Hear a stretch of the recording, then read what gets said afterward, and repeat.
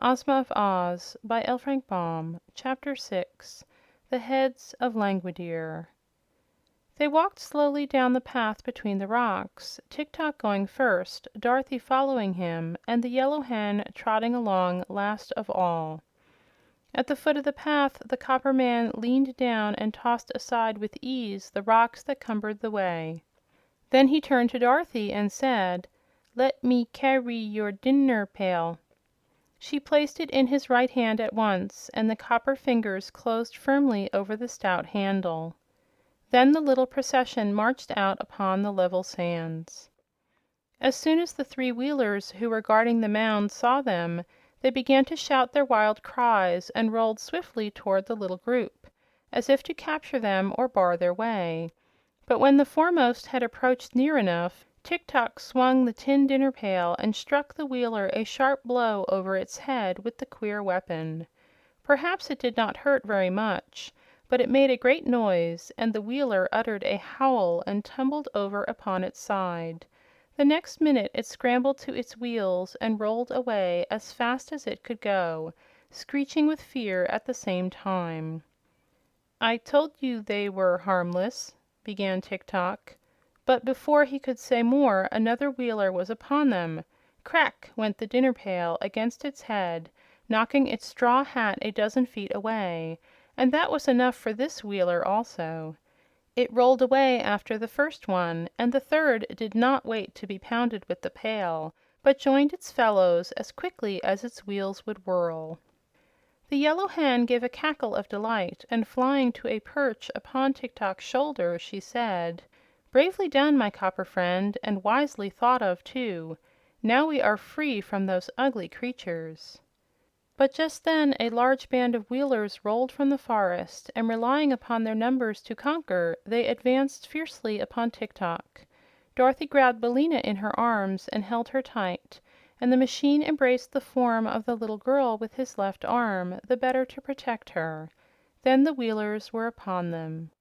Rattlety-bang-bang went the dinner pail in every direction, and it made so much clatter bumping against the heads of the Wheelers that they were much more frightened than hurt, and fled in a great panic. All, that is, except their leader. This Wheeler had stumbled against another and fallen flat upon his back, and before he could get his wheels under him to rise again, Tik-Tok had fastened his copper fingers into the neck of the gorgeous jacket of his foe and held him fast. "Tell your people to go away," commanded the machine.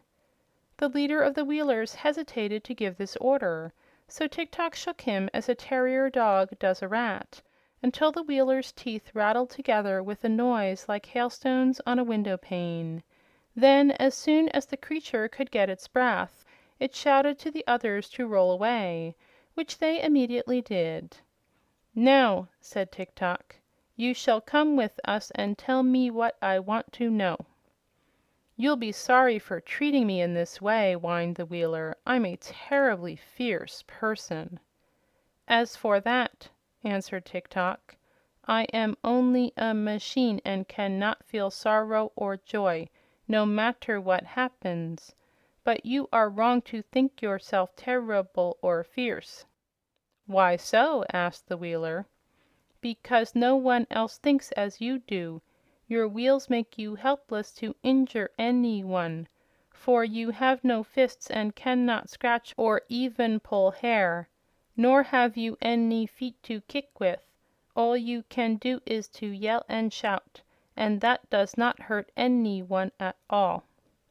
The Wheeler burst into a flood of tears, to Dorothy's great surprise. "Now I and my people are ruined forever," he sobbed, "for you have discovered our secret. Being so helpless, our only hope is to make people afraid of us by pretending we are very fierce and terrible and writing in the sand warnings to beware the Wheelers. Until now we have frightened everyone, but since you have discovered our weakness, our enemies will fall upon us and make us very miserable and unhappy." "Oh no!" exclaimed Dorothy, who was sorry to see this beautifully dressed Wheeler so miserable.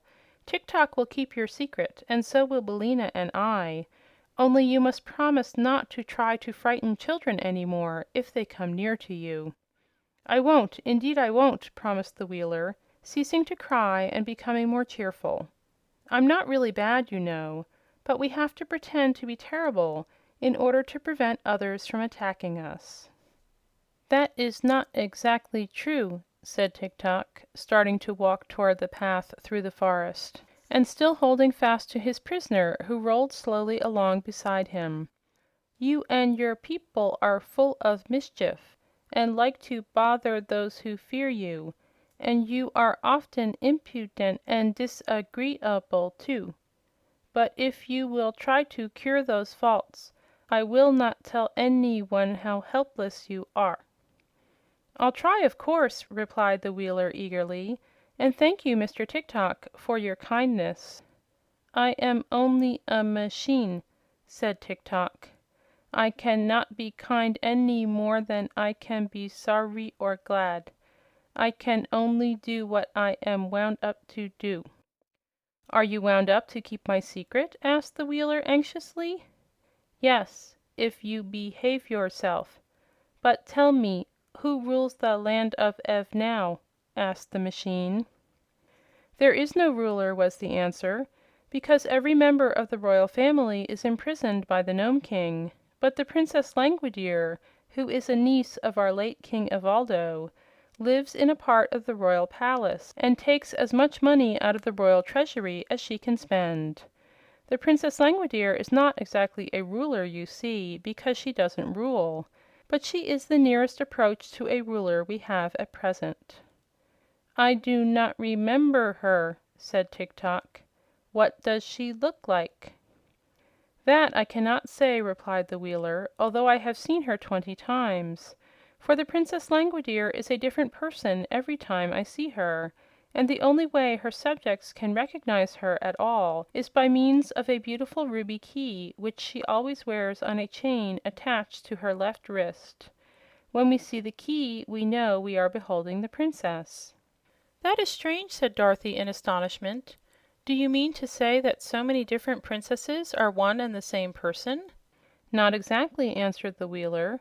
"There is, of course, but one princess, but she appears to us in many forms, which are all more or less beautiful." "She must be a witch!" exclaimed the girl. "I do not think so," declared the Wheeler. "But there is some mystery connected with her, nevertheless.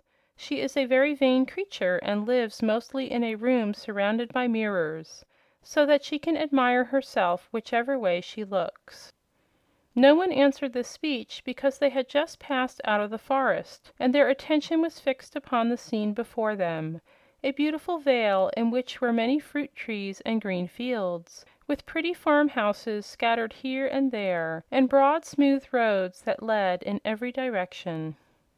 In the center of this lovely vale, about a mile from where our friends were standing, rose the tall spires of the royal palace, which glittered brightly against their background of blue sky. The palace was surrounded by charming grounds full of flowers and shrubbery. Several tinkling fountains could be seen, and there were pleasant walks bordered by rows of white marble statuary. All these details Dorothy was, of course, unable to notice or admire until they had advanced along the road to a position quite near to the palace, and she was still looking at the pretty sights when her little party entered the grounds and approached the big front door of the King's own apartments. To their disappointment, they found the door tightly closed. A sign was tacked to the panel which read as follows: "Owner absent. Please knock at the third door in the left wing." "Now," said Tik-Tok to the captive Wheeler, "you must show us the way to the left wing." "Very well," agreed the prisoner. "It is around here at the right." "How can the left wing be at the right?" demanded Dorothy, who feared the Wheeler was fooling them. "Because there used to be 3 wings, and 2 were torn down, so the one on the right is the only one left. It is a trick of the Princess Langwidere to prevent visitors from annoying her."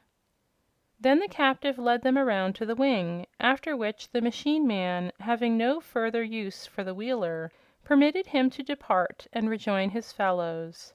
He immediately rolled away at a great pace and was soon lost to sight. Tik-Tok now counted the doors in the wing and knocked loudly upon the third one. It was opened by a little maid in a cap trimmed with gay ribbons, who bowed respectfully and asked, "What do you wish, good people?" "Are you the Princess Langwidere?" asked Dorothy. "No, miss. I am her servant," replied the maid. "May I see the Princess, please?" "I will tell her you are here, miss, and ask her to grant you an audience," said the maid. "Step in, please, and take a seat in the drawing room." So Dorothy walked in, followed closely by the machine. But as the Yellow Hen tried to enter after them, the little maid cried "Shoo!" and flapped her apron in Billina's face. "Shoo yourself!" retorted the hen, drawing back in anger and ruffling up her feathers. "Haven't you any better manners than that?" "Oh, do you talk?" inquired the maid, evidently surprised. "Can't you hear me?" snapped Billina. "Drop that apron and get out of the doorway, so that I may enter with my friends." "The Princess won't like it," said the maid, hesitating. "I don't care whether she likes it or not," replied Billina, and fluttering her wings with a loud noise, she flew straight at the maid's face. The little servant at once ducked her head, and the hen reached Dorothy's side in safety. "Very well," sighed the maid. "If you are all ruined because of this obstinate hen, don't blame me for it. It isn't safe to annoy the Princess Langwidere." "Tell her we are waiting, if you please," Dorothy requested with dignity. "Billina is my friend and must go wherever I go." Without more words, the maid led them to a richly furnished drawing room, lighted with subdued rainbow tints that came in through beautiful stained glass windows. "Remain here," she said. "What names shall I give the Princess?" "I am Dorothy Gale of Kansas," replied the child, "and this gentleman is a machine named Tik-Tok, and the Yellow Hen is my friend Billina." The little servant bowed and withdrew, going through several passages and mounting 2 marble stairways before she came to the apartments occupied by her mistress. Princess Langwidere's sitting room was paneled with great mirrors, which reached from the ceiling to the floor. Also, the ceiling was composed of mirrors, and the floor was of polished silver that reflected every object upon it. So when Langwidere sat in her easy chair and played soft melodies upon her mandolin, her form was mirrored hundreds of times in walls and ceiling and floor, and whichever way the lady turned her head, she could see and admire her own features.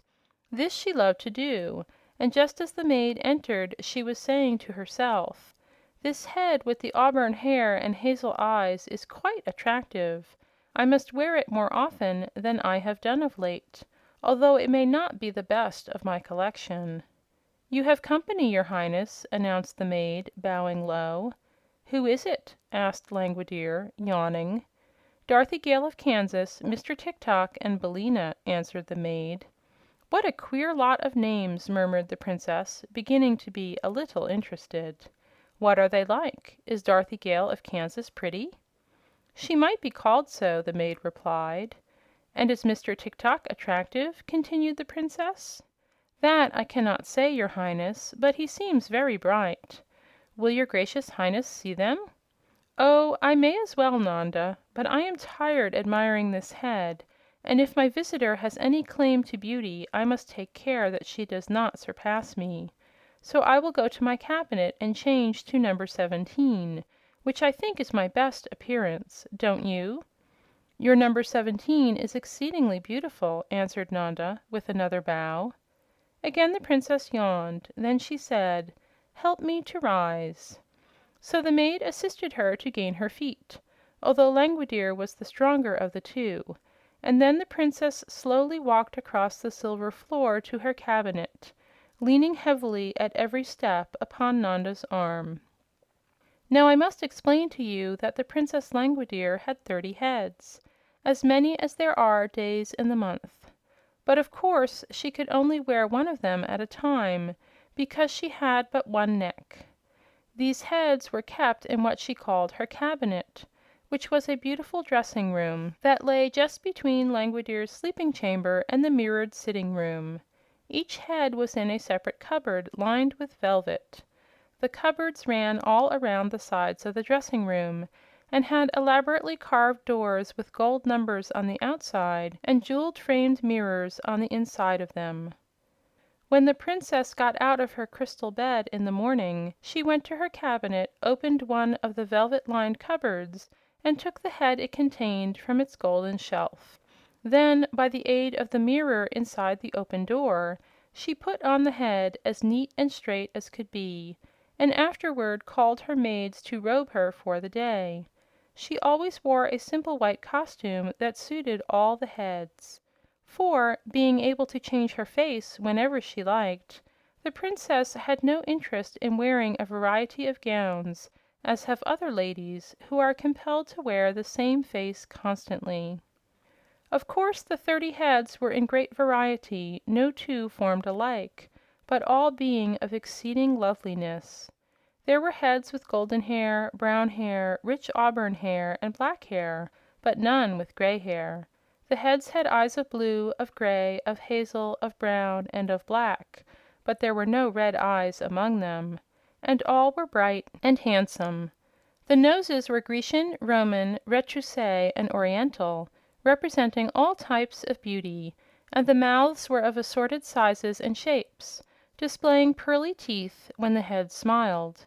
As for dimples, they appeared in cheeks and chins, wherever they might be most charming, and 1 or 2 heads had freckles upon the faces to contrast the better with the brilliancy of their complexions. One key unlocked all the velvet cupboards containing these treasures, a curious key carved from a single blood-red ruby, and this was fastened to a strong but slender chain which the Princess wore around her left wrist. When Nanda had supported Langwidere to a position in front of cupboard number 17, the Princess unlocked the door with her ruby key, and after handing head number 9, which she had been wearing, to the maid, she took number 17 from its shelf and fitted it to her neck. It had black hair and dark eyes, and a lovely pearl and white complexion, and when Langwidere wore it she knew she was remarkably beautiful in appearance.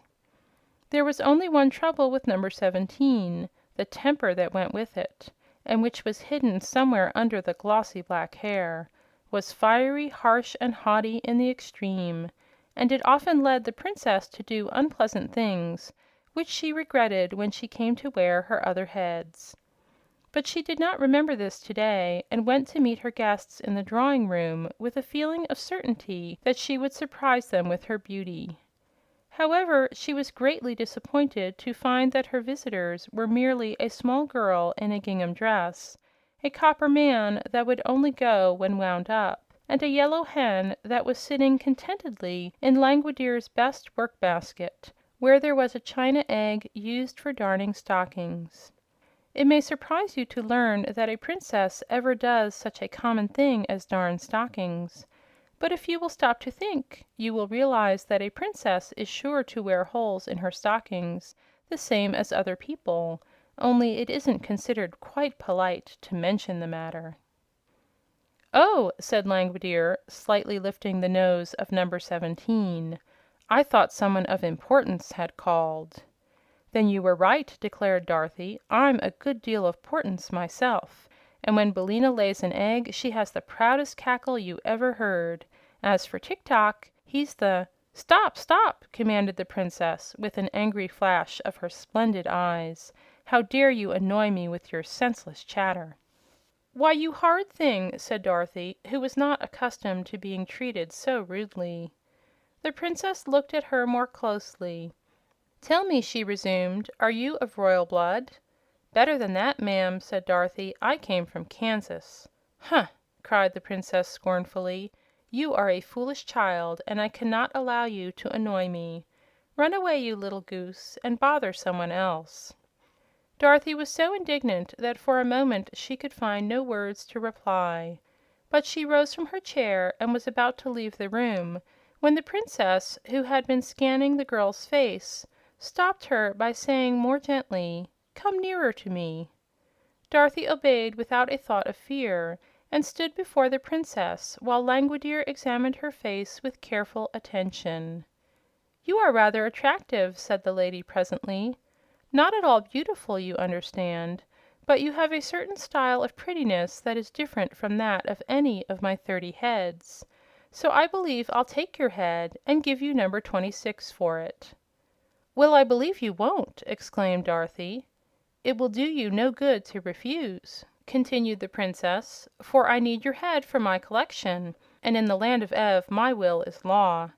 I never have cared much for number 26, and you will find that it is very little worn.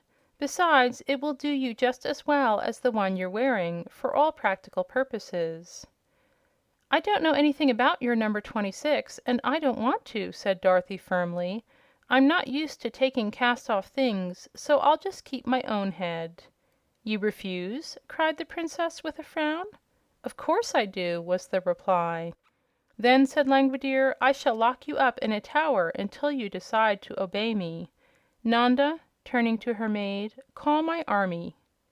Nanda rang a silver bell, and at once a big fat colonel in a bright red uniform entered the room, followed by 10 lean soldiers who all looked sad and discouraged, and saluted the Princess in a very melancholy fashion.